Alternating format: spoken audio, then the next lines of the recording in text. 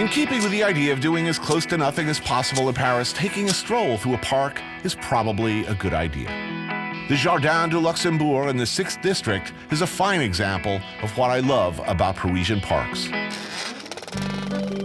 I have many happy memories of playing in parks like this, floating little wood boats in the park's central fountain. Of course, my producers wouldn't take me to the park I actually spent time in, insisting the Jardin du Luxembourg was a much better location. They neglected to find out whether the kids and the boats would be here. Apparently, the boatman had the day off. But still, even I have to admit, it's a pretty park.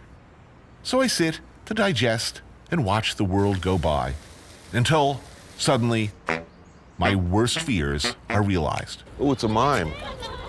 Keep him away from me. Really, there's nothing I hate or fear more than mimes. He's trapped in a box. He can't get out. And look, my producers have surprised me with one. I love this. I thought at the time that this just happened. But no, in an act of treachery unparalleled in human history, my Quisling-like producer secretly set up this cruel ambush by this stripy shirted nightmare. Yeah, I've had enough, man. Bringing me back to my darkest and most fiercely repressed childhood trauma. An incident at a summer camp crafts fair, where I was cruelly misused by a predatory mime.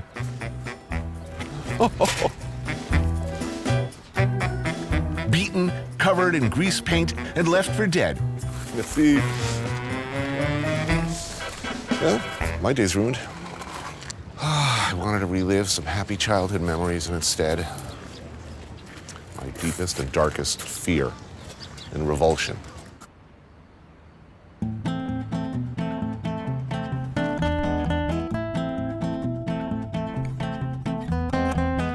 Nothing will wash away the stain from this moment.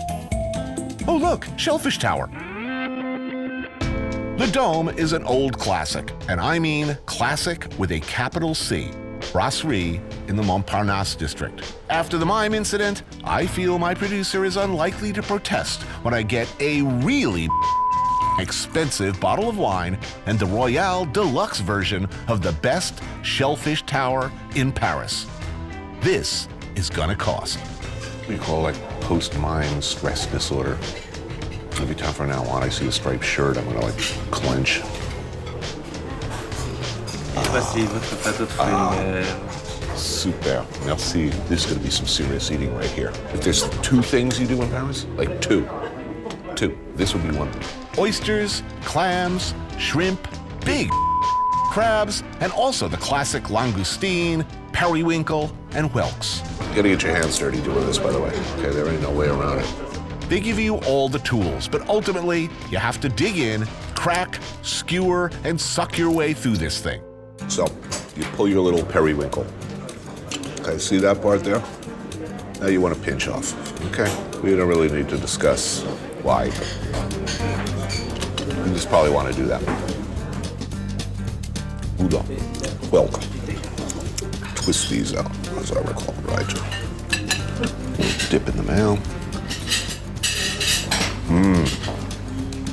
These are the best boulot I've ever had. Where have you been hiding, my love? Remember to get that brain matter out of the head. Can't stress this enough. A quick plate change, and we're back in business. You will need to do this multiple times during your average seafood tower mission.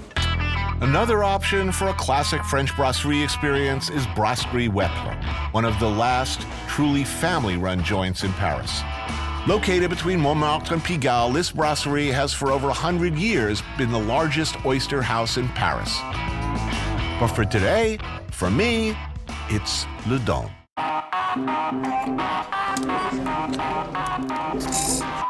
That's good.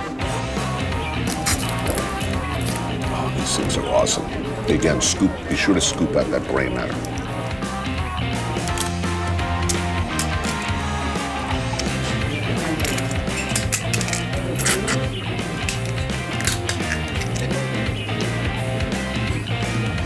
Wait, see? It's kind of more fun doing this with somebody else, though, you know? It is Paris. Feeling a little lonely. I feel I should be sharing with someone. I wonder what that mime's doing. What music do mimes listen to? Spin doctors? Yeah, they listen to spin doctors. Who knew the Blowfish? If you go to any mime's apartment, there's a Natalie Merchant record. Guaranteed. Hello, Mr. Clammy. You thought you could hide from me, didn't you? But you couldn't. Oh, jeez. Second time today, something squirted on my chest. First was the mime, now a clam. Ooh, did it again.